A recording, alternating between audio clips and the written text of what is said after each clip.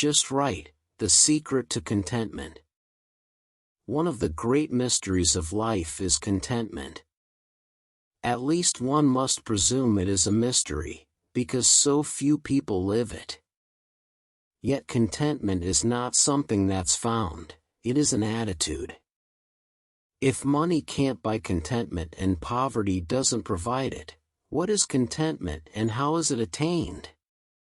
Contentment, contrary to popular opinion, does not mean being satisfied where you are.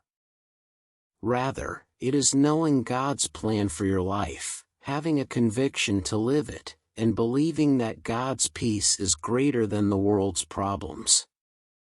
This is the prayer of the author of Proverbs 30 verses 8 to 9, "Give me neither poverty nor riches. Give me just enough to satisfy my needs.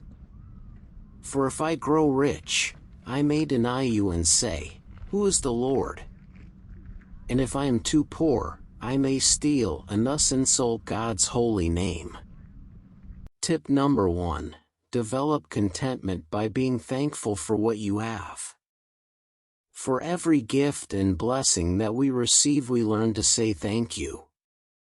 Stop comparing yourself with others if you do not want to be miserable. Because if we always compare ourselves with others, even if we have a lot of successes in life, we still feel void and lacking. Make it a habit to count your blessings. Be intentional in being thankful. Tip number 2. Develop contentment by sharing what you have with others. Make it a regular habit to give and help others. When you are not focused on your own needs but are sensitive to the needs of others, it's easy to become contented. You can see that others have bigger needs and problems as compared to your problems. Tip number 3. Develop contentment by having a vision of the eternal. If our focus is on the material things in this world, we might find it hard to become really contented in life. But if we have an eternal perspective, we come to understand that no material acquisition or achievement in life can be brought to eternity. King Solomon once said, "It is all vanity, meaningless and a chasing after the wind."